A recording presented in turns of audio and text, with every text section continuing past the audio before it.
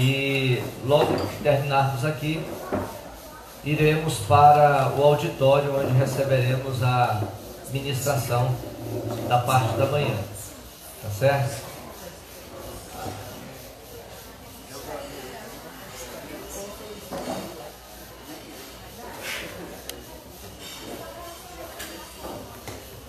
Queria pedir para o pessoal de azul que viesse aqui ajudar a André a distribuir esses negocinhos sobre a mesa, aleatoriamente falando.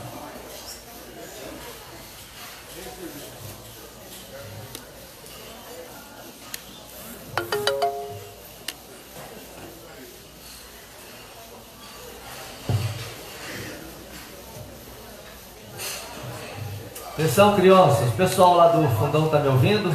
Dá para ouvir bem? Bom, nós colocamos como palavra de bem-vindo uma definição a respeito do que é saúde emocional, né? E dentro do que foi lido pelo pastor Clarimundo ontem sobre saúde emocional, a gente colocou aí um pensamento de Wilfredo Rodrigues, que diz que saúde mental consiste numa relação equilibrada entre as emoções, sentimentos, atitudes ligado ao pensamento e as nossas ações do comportamento. E nós identificamos, né, a partir daquilo que se estuda sobre o comportamento humano, que existem certas coisas que nos acontecem ao longo da vida que nos marcam. E Freud, né, o pai da psicanálise, ele disse que tudo aquilo que marca traumatiza. É claro que existem os traumas que são provenientes de coisas bastante ruins, e estas que nos marcam podem sim contribuir para uma completa alteração da configuração da pessoa. Ela tem dificuldades de romper na vida, ela fica de certa forma engessada a partir daquilo que ela viveu. Mas saúde mental é essa capacidade de que apesar daquilo que nos aconteceu, abre aspas, de ruim, especificamente falando das coisas negativas, a gente ainda consegue se mover, a gente ainda consegue se movimentar. Mas a gente não se movimenta e não consegue dar continuidade à vida apenas com a acidez daquelas coisas ruins que nos aconteceram. Pelo contrário, a gente se move com doçura, apesar daquilo que de ruim a vida trouxe sobre nós. E existe uma tarefa que todos nós fazemos nas nossas casas, que representa uma das áreas que a gente aborda na psicologia, que é concernente o que você faz com o lixo emocional. Por quê? Aí a gente vai para as analogias. Todos precisam cuidar do lixo que se produz em casa, né? Existem as várias formas de descarte, mas a mais comum é a gente fazer aquela limpeza, colocar em sacolas, né, plásticas, colocar fora da casa, para que o pessoal que trabalha com a limpeza sanitária possa recolher. E isso pode, às vezes, ser um pequeno problema de organização doméstica, quando ou o marido ou o filho, né, geralmente essa não é uma tarefa feita pela mulher, mas algumas o fazem, mas colocar o lixo para fora foi alguns desafios aí na vida de algumas pessoas, especialmente pelo esquecimento.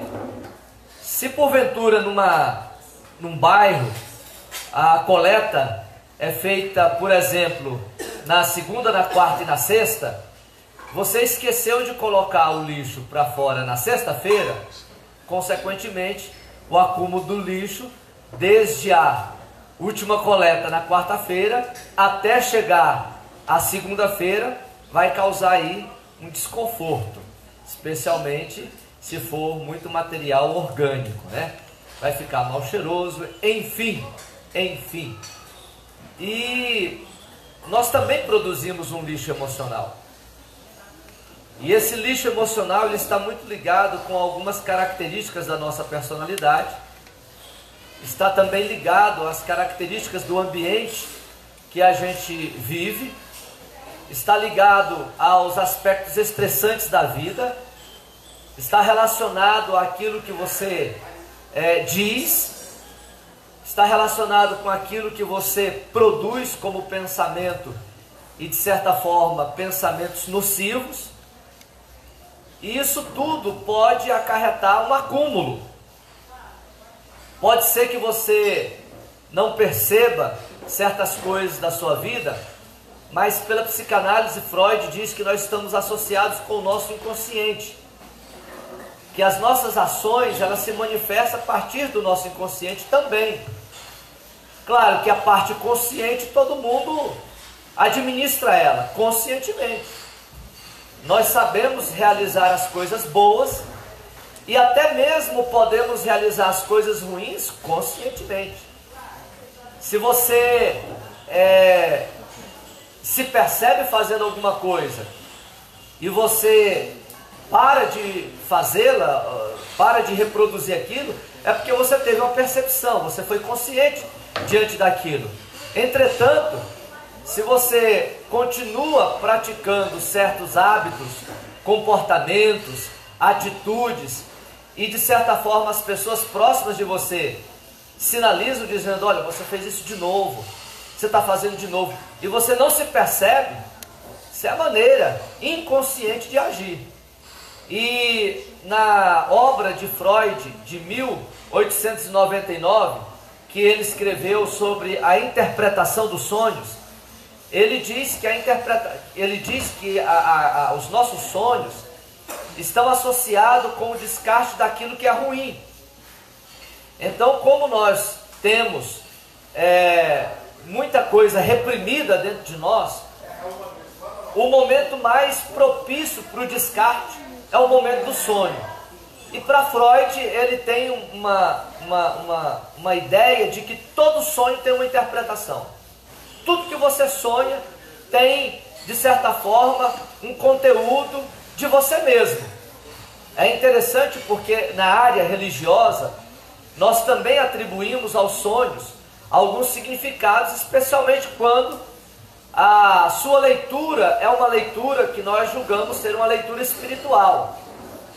Mas é muito comum no nosso meio religioso alguém que sonha procurar alguém, né, e contar esse sonho e pedir o significado. É a síndrome do rei do Egito, né, do faraó. Sonhei um sonho e agora me dê a interpretação. E é interessante quando algumas pessoas que gostam desse assunto diz assim, fulano, eu tive um sonho com você, né? Quando isso acontece comigo, eu digo assim, olha, se o sonho foi seu, é o conteúdo seu, mas me conta o que é que está acontecendo. Então a gente tem esse comportamento a partir dos sonhos, mas para a psicanálise, o sonho é a voz do seu inconsciente falando com você. Por isso que a gente sonha de maneira muito desfigurada, a gente sonha voando, a gente sonha caçando, uma hora a gente está caindo, outra hora a gente está tentando se segurar em alguma coisa, porque isso não tem muita um certo roteiro. E na questão desse lixo emocional, na questão dessa nossa capacidade de acumularmos determinados detritos dentro de nós, pode sim alterar muito significativamente a nossa vida e as nossas relações. Pessoas que carregam certos sentimentos nocivos podem muitas vezes se armar diante de novas amizades, diante de novas pessoas. Existem pessoas que com um certo acúmulo de lixo emocional, proveniente disso, proveniente dos estresses da vida, proveniente das palavras que foram ditas e que foram marcantes, dos eventos acidentais que ao longo da vida a gente acabou vivendo, podem, por exemplo, em ambientes de alegria, estarem tristes. E as pessoas precisam estar o tempo todo tentando motivá-las para que essas pessoas se sociabilizem um pouco mais, sorriam um pouco mais. E o que a Bíblia tem a dizer sobre essa questão de lixo emocional? Muita coisa. E uma delas está no Salmo de número 139.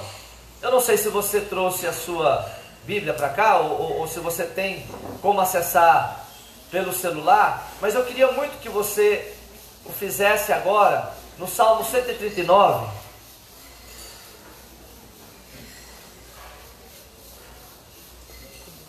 Eu não acreditava não, gente, mas diziam que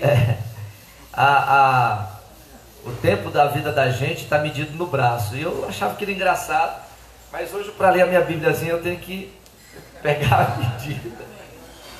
Tá?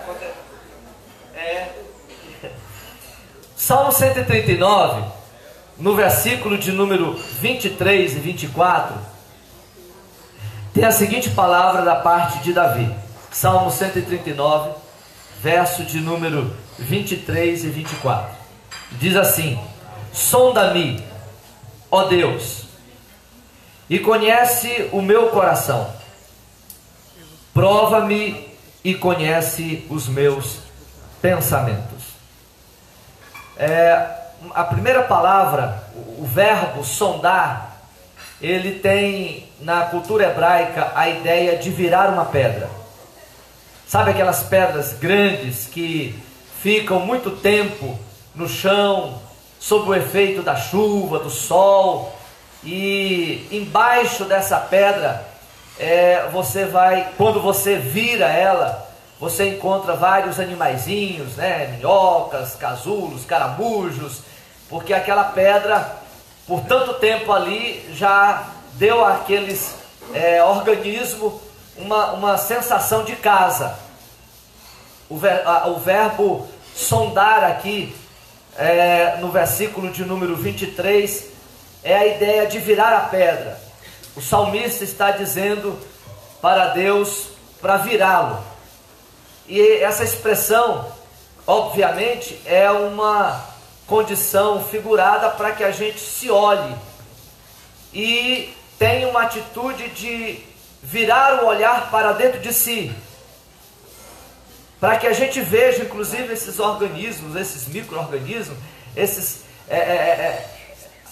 pequenos insetos que povoam essa terra que está para baixo, embora que para cima possa ser uma pedra limpa, mas para baixo ela está com esses detritos orgânicos. Então o versículo de número 23 é o fazemos. A gente faz essa distinção muitas vezes quando a gente quer expressar algo profundo, quando a gente quer falar dos sentimentos, a gente diz coração. Ai, põe a mão sobre o seu coração. E quando a gente quer falar de algo assim, mais prático, mais de intensidade, mais urgente, a gente diz, olha, seus pensamentos, como é que eles andam, como é que eles estão? Porque o pensamento, ele é capaz, né, os pensamentos da gente são capazes de serem multiplicados durante o dia muitas vezes, e a gente pode começar o dia com um pensamento, terminar com outro, e haver aí uma série de configurações a partir do próprio dia. Por exemplo, quem de repente amanheceu num bom dia e quando saiu de casa, né, enfrentou o trânsito, enfrentou as fechadas, enfrentou as dificuldades da urbanização e já chegou no emprego tanto que irritadiço, e lá do emprego já se acumula outras coisas. Quando chega em casa, a pessoa que saiu bem já não volta tão bem. E são essas pequenas fagulhas do dia a dia que vão se acumulando nas emoções da gente, no coração da gente, e que podem contribuir para que a gente tenha um acúmulo de lixo emocional. E lixo a gente não guarda, a gente descarta. Porque se guardar, vai se tornar mal cheiroso, vai se tornar se tornará barreiras. Há um programa do Discovery Channel falando sobre aquelas pessoas que têm transtornos obsessivo-compulsivo, TOC. E algumas delas eles chamam de acumuladores. Aquelas pessoas que ao longo da vida vão acumulando quinquilharias, objetos, e daqui a pouco tem que se fazer uma intervenção sanitária porque elas estão simplesmente vivendo no lixo. O salmista diz no Salmo de número 139, versículo de número 23, sonda-me, ó Deus, porque ele reconhece a necessidade de uma verdadeira limpeza, uma verdadeira encarar de condição de coração diante de Deus. E é tão interessante isso, porque quando foi lido pelo pastor Clarimundo a respeito de Sartre, filósofo francês, que deu origem ao existencialismo, ele disse que uma das coisas mais maravilhosas que existe para o ser humano é a sua liberdade. O homem é livre, e porque ele é livre, ele tem a sua gerência própria de vida, mas ele, ao mesmo tempo que é livre, ele é preso. E ele é preso em que condição? Preso através das suas escolhas. Nós somos livres, e essa é a beleza do ser humano, de viver a sua liberdade, de ter a sua liberdade, mas ao mesmo tempo que ele é livre, ele se aprisiona pelas escolhas que ele faz. E as escolhas que ele tem que fazer, ele não faz apenas baseado em si mesmo. Ele precisa fazer escolhas que sejam significativas tanto para ele próprio, quanto para aquelas pessoas que estão próximas dele. E aí é onde ele diz que nós, para vivermos e termos uma saúde emocional, precisa de uma harmonização entre este homem livre, que pode todas as coisas, que tem liberdade de ir e vir, mas ele precisa ser afinado, ele precisa ser sintonizado com as suas escolhas, porque as suas escolhas intervirão no seu futuro e no futuro daqueles que estão próximos dele. Então o que nós podemos, o que nós podemos imaginar que seriam situações de lixo emocional, de estresse emocional? Há uma psicóloga, eu gostei muito do que ela falou sobre isso, Silvia Marques. Ela escreveu dizendo o seguinte: olha, muitas coisas que acontecem conosco na questão do corpo pode estar associado com essas questões de acúmulo de lixo emocional, proveniente dessa configuração que hoje é a nossa vida moderna. E ela diz o seguinte: lixo emocional pode virar gastrite nervosa, perda de apetite, excesso de apetite, pode virar enxaqueca, pode virar dores reumáticas, pode contribuir para casos de febris, inflamações, infecções. E ela vai discorrendo sobre a necessidade da gente perceber o seguinte, que os nossos lixos emocionais, eles também passam por uma certa condição de seleção.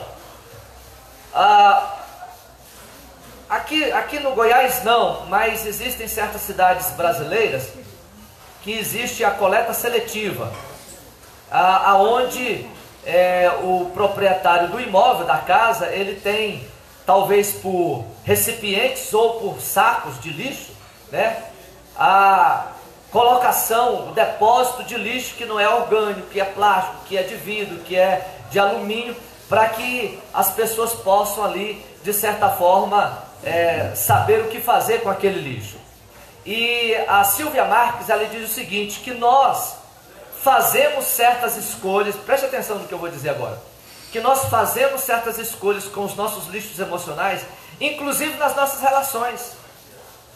nós relacionamos muitas vezes com pessoas, com indivíduos, e desde os aspectos familiares até os aspectos sociais, com aqueles que de certa forma vão valorizar o lixo que eu carrego. Ao invés da gente se aproximar de pessoas que contribuirão com a nossa vida, sinalizando certas patologias, abre aspas, emocionais, a gente procura se cercar de pessoas que vão, de certa forma, contribuir para que eu continue carregando aquilo que, de certa forma, mesmo que não percebendo, se torna, assim, um lixo emocional. Existem lixos emocionais que ocorrem na nossa vida a partir, como já foi dito, de traumas que aconteceram. Compartilhando com uma pastora recentemente, ela disse: olha, eu carreguei um lixo emocional por muitos anos, e eu pedi para que ela rapidamente contasse o que havia acontecido, só para que vocês tenham uma ideia, ainda mais com esse testemunho. Ela disse o seguinte: olha, eu tive um filho e ele faleceu com a idade de 28 anos. Ele morreu em um acidente com moto. Mas quando ele tinha 3 anos de idade, e a minha filha 2 anos de idade, eu fiz para ele uma roupinha, porque eu sonhei no meu coração que aquela roupinha que eu fiz para o meu filho, eu veria no meu neto, no filho dele. E aos 28 anos ele faleceu. E esta pastora guardou essa roupinha. E ela teve uma relação que a gente pode dizer assim, de luto contínuo. Até que um dia, ela conversando com o esposo, ela percebeu que aquilo não lhe fazia bem. Não é uma questão de memória, não é uma questão de você guardar e ter uma relação de memória. É você guardar e ter uma relação de sofrimento, porque todas as vezes que você olha, você reproduz aquilo que você sentiu anteriormente.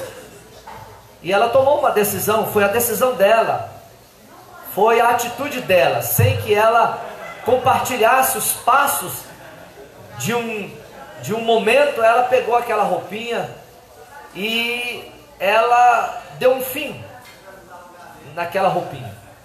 E ela, contando para mim, ela disse: eu me senti leve, eu me senti livre, eu me senti liberto. Então são coisas, queridos, que a vida da gente, imagine, você que tem mais de, pegar aqui a idade de um amigo nosso aqui do Acácio, Wesley, cabecinha branca. O Wesley tem quase 75 anos, gente. Não parece, mas imagine uma vida, quantas emoções, quantas sensações, quantas palavras ouvidas, quantas ditas. E como é que a gente lida com isso? Como é que a gente lida com o outro? Como é que a gente lida com as pessoas? Como é que a gente lida com os próprios da família? Tem lixo também que é produzido por outros que você carrega. Às vezes, eu me lembro de uma vez que se a Andréa quisesse, ela podia até hoje estar carregando esse lixo, mas graças a Deus ela não carrega mais. Mas eu vou contar isso aqui de novo, se você já ouviu, diga que no seu coração que é para renovar. Mas teve uma vez, eu cometi uma loucura terrível. Eu saí de Anápolis, querendo ir para uma cidade chamada Orizona, passando por aqui Caldas Novas. E a Andréa falou assim: Dilson, não, e outra, pastor, há 20 e tantos anos atrás não tinha esse asfalto que tem hoje. Aí a Andréa disse assim: Dilson, mas você conhece o lugar? Eu falei: não, mas é aqui perto de Caldas Novas. Entrou um espírito na minha cabeça que dizia que Orizona era perto de Caldas Novas. É perto, 140 e tantos quilômetros. Pertinho, coisinha à toa. E aí, a nossa filha Carolzinha tinha 6 meses. Né? Então vocês imaginam a logística de sair com uma criança, parada, mamadeira, esses negócios todos. E a Andréa disse assim para mim: Dilson, pergunta pro fulano de tal, meu cunhado, o Hernandes, por onde que é o caminho. Você não sabe o caminho. Eu falei assim: menina, deixa comigo, tá tudo certo, eu sei para onde é que é. Nós vamos sair de Anápolis, passar por Goiânia, de Goiânia nós vamos para Caldas Novas, e aí está tudo resolvido, é pertinho. Eu cheguei aqui em Caldas Novas, era em torno de 7h40 da noite. Parei ali bem na entrada, onde era, não sei se ainda é, a rodoviária. Aí fui no ponto de táxi, cheguei assim pro rapaz, 7h40, era um culto de festa em Orizona, Congresso das Mulheres.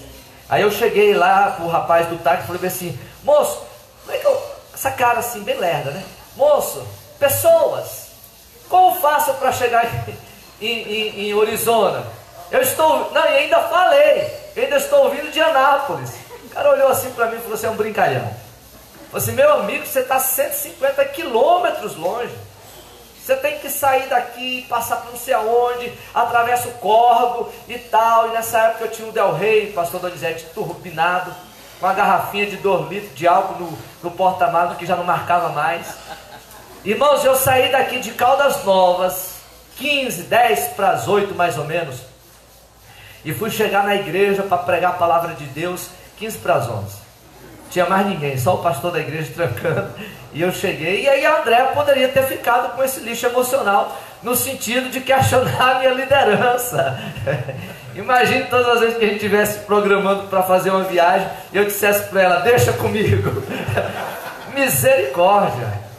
Então, gente, a gente precisa saber lidar com as coisas da vida. Porque você pode, numa dessas decisões, numa dessas escolhas, colocar a sua família em risco. E eu coloquei a minha família em risco. Que eu tive que fazer um verdadeiro rally com um carro que não era apropriado para o rally. Perdi o encontro, foi ruim, foi desgastante, acontecendo tantos problemas nessa viagem. Mas, graças a Deus, eu não tenho ouvido por parte da Andréia aquela tão forte expressão que você nunca deve dizer, mesmo percebendo que o seu companheiro, que a sua companheira está quebrando a cara. Seja solidário com ele, mas não diga, bem que eu te disse.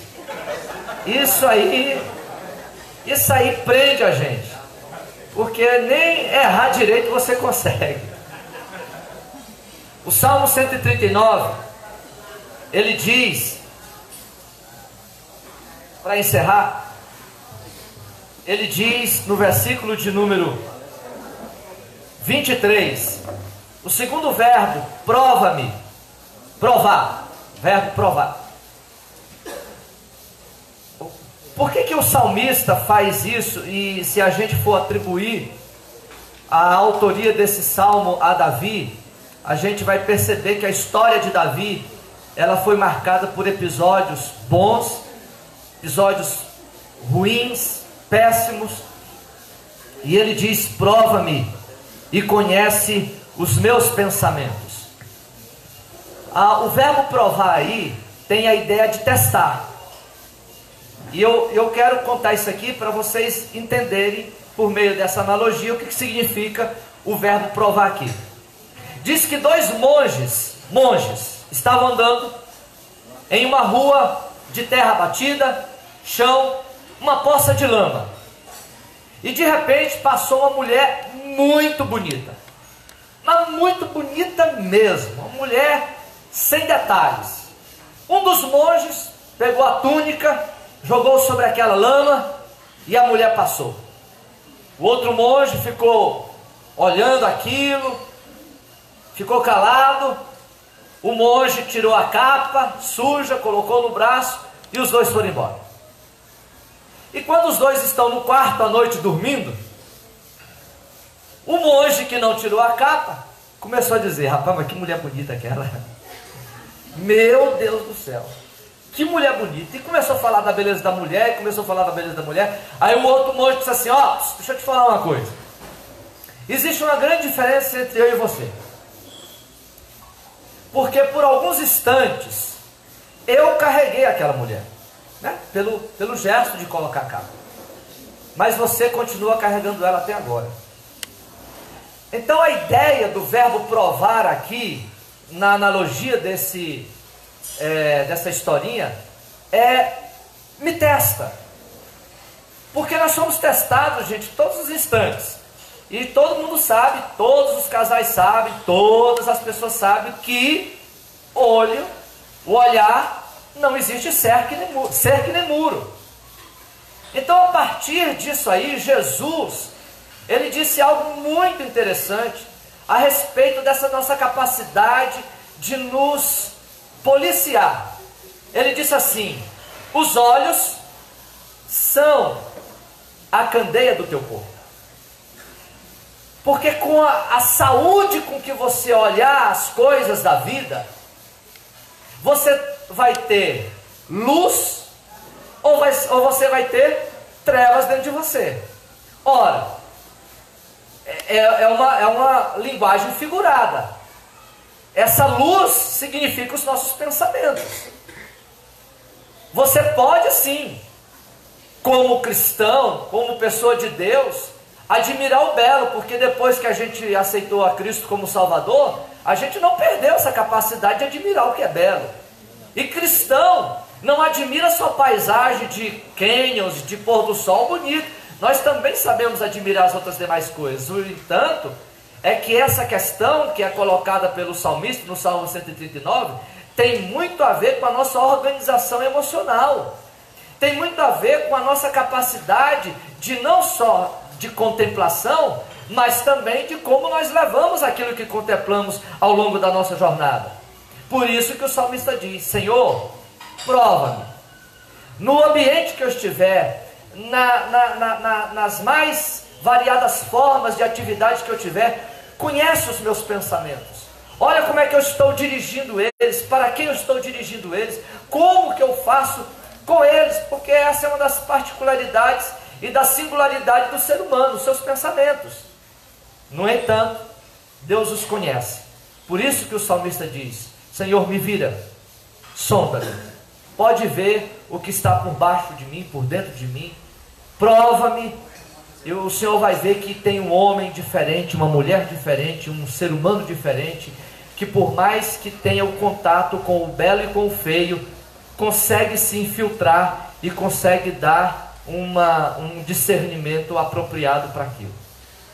O versículo de número 24 diz assim: em ato contínuo, ao verbo sondar, ele diz: e vê se há em mim algum caminho mau, e me guia pelo caminho eterno.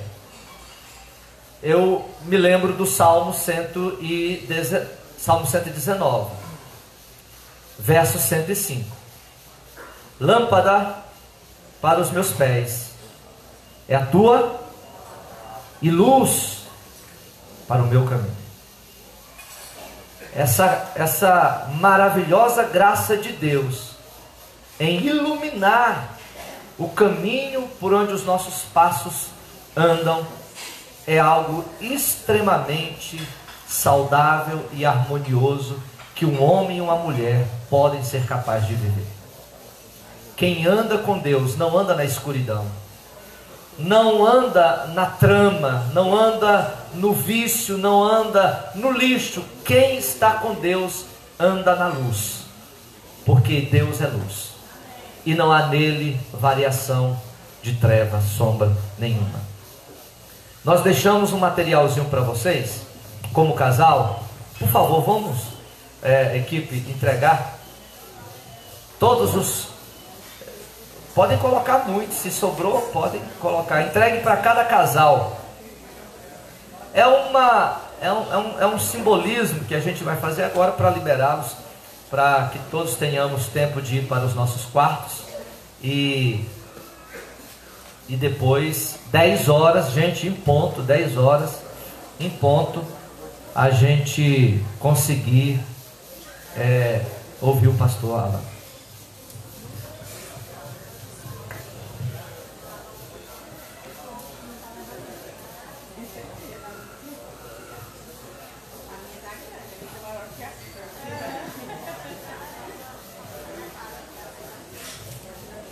Bom,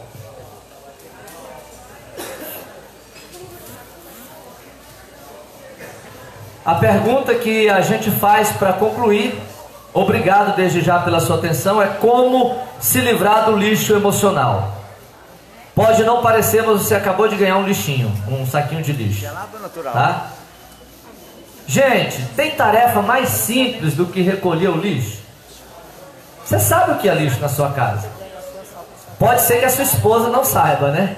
Especialmente quando ela vai limpar onde fica o seu molinete, as suas linhas, sua traia de pesca. Pode ser que ela confunda tudo aquilo com lixo, mas a gente sabe identificar o lixo. E a pergunta que a gente faz é como se livrar de lixos emocionais. A primeira coisa que a gente faz é ter uma compreensão de si mesmo com aquilo que está ou que pode estar prejudicando você como pessoa e você como indivíduo que se relaciona. Eu conheço uma pessoa que ela diz assim: não me chama, pastora Dani, não me chama para ir em jantar de casais, em negócio de casais, porque eu não gosto de ficar perto de pessoas.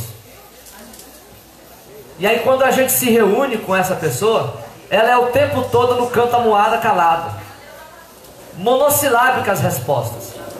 Claro que ela tem aí um problema que precisa ser tratado. Vocês receberam aí um kit de limpeza.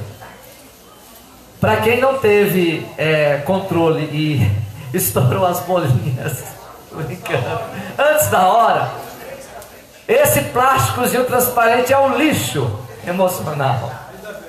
Ainda bem que teve gente que conservou. Então você e o casal, né, o casal, você vai pegar o lixo e você vai guardar esse lixo, colocar no saquinho.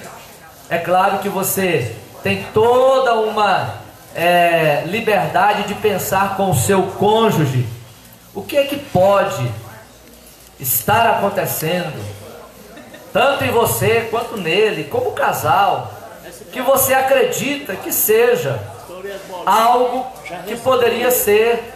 Já teve gente que não tem mais lixo, sumiu o lixo. Amém. Que vocês dois considerariam que é necessário guardar nesse saquinho de lixo. Vamos fazer isso ficando de pé, cada casal, cada cônjuge do lado do seu cônjuge, olhando um para o outro.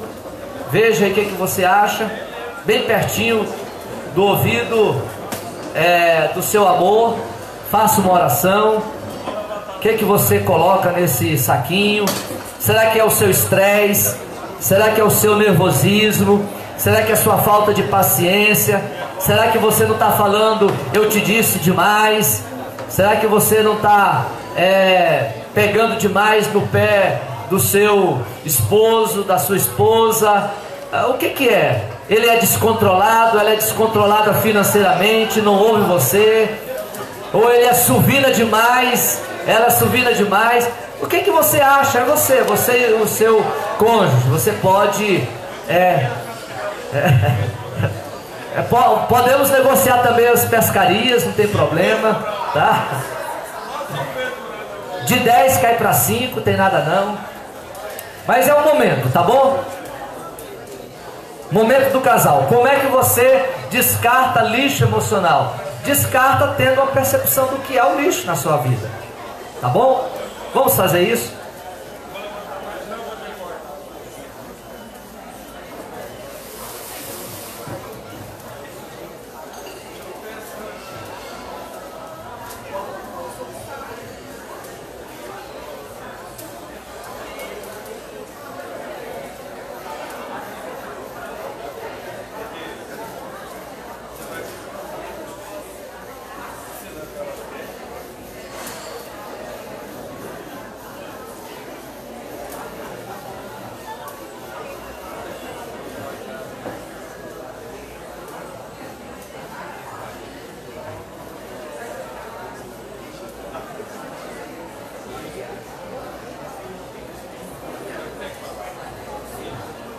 Bom, amém.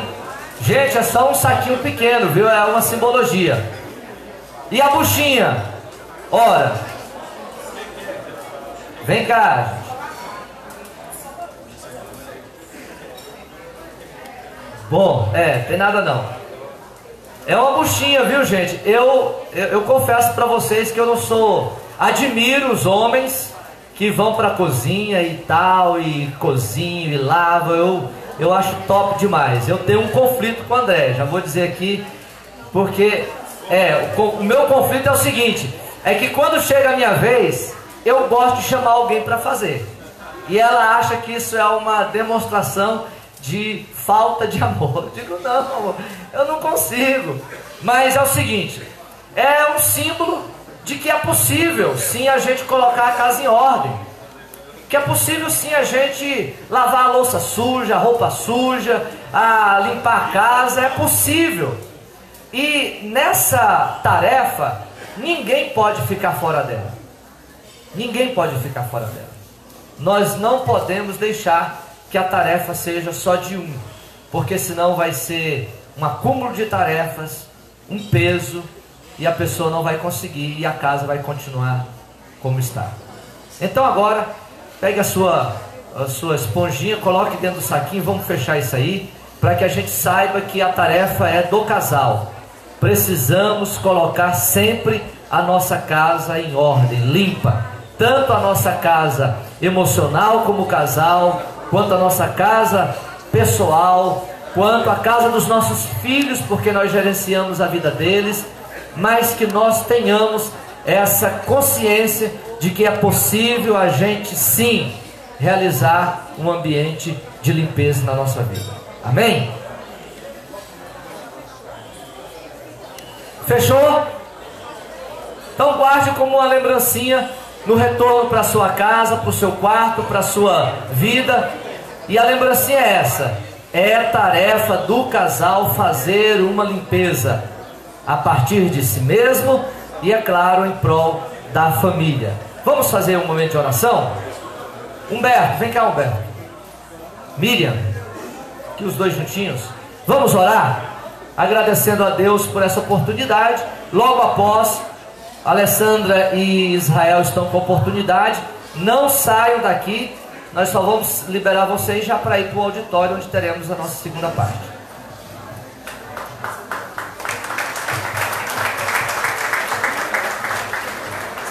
Então vamos orar. Feche seus olhos. Querido Deus, nós queremos primeiramente, ó Pai, te agradecer pela oportunidade de estarmos aqui, ó Pai. Sabemos, ó Deus, que o Senhor tem preparado este momento para tratar os nossos corações, Senhor, nossas relações. Nós louvamos, ó Pai, pela oportunidade, ó Pai, porque o Senhor nos escolheu para estarmos aqui neste momento. Obrigado, ó Pai, pelo café, obrigado por este momento, Senhor, de comunhão. E rogamos a Ti, ó Deus, que continue inspirando todo o trabalho que será feito a partir de hoje, amanhã, que tudo seja para a honra e glória do Teu nome em favor da família. Assim nós oramos e te agradecemos em nome de Jesus. Eu quero convidar a nossa equipe contratada por alto preço de Pirinópolis para fazer um louvor aqui de uma ou duas músicas no máximo. Enquanto vocês chegam, a gente vai dar uns recados aqui, alguns avisos. Vai. Pessoal, podem se sentar. Só para a gente finalizar esse momento, né, nosso tema é saúde emocional e é isso que a gente tem que desenvolver, a nossa inteligência emocional, que é a maneira equilibrada da gente gerenciar as nossas emoções. Então a gente realmente desenvolver essa inteligência, pensar que se eu me irrito, se eu sou irritada, eu também posso irritar. Se eu fico decepcionada, eu também sou decepcionante. Então, em todas essas circunstâncias pequenas do dia a dia, muitas vezes são essas coisas pequenas que tendem a tirar o nosso equilíbrio emocional. Então, vamos realmente tentar desenvolver essa inteligência emocional baseada na palavra de Deus. Nós temos o Espírito Santo e temos as ferramentas que são os frutos do Espírito. Então, através dos frutos do Espírito, ou melhor, o fruto do Espírito. Então, através desse fruto, nós podemos desenvolver essa inteligência. Amém? Então, eu vou pedir para as meninas entregarem uma lembrancinha para vocês não se esquecerem desse momento. E nada mais relaxante para colocar as emoções em equilíbrio do que tomar um chá, não é mesmo? Então é isso que nós vamos recomendar para vocês agora. Tomarem um chá a dois, juntinhos, né? Um chá com chamego. Amém? Amém. Pessoal, daqui a pouco a gente vai voltar para o auditório para a gente ouvir o pastor Alain Brizotti, ok? Um louvor aqui de uma ou duas músicas. E lembrando que na parte da tarde, a tarde é livre, não é? Mas quem quiser jogar uma peteca, eu estou montando uma quadrazinha de peteca ali do lado da quadra do campo de futebol. Então vai ter peteca e futebol. Eu ouvi dizer que algumas meninas gostam de jogar futebol, né? Se quiserem comparecer, entre 4 e 6 da tarde. Então quem quiser, ali do lado da portaria da entrada, ok?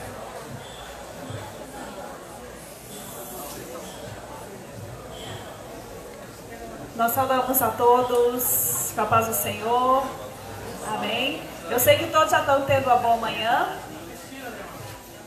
Nós vamos adorar o Senhor mesmo assentados. Nós vamos cantar de novo o mandamento de amor. Continue abençoando a vida do seu irmão.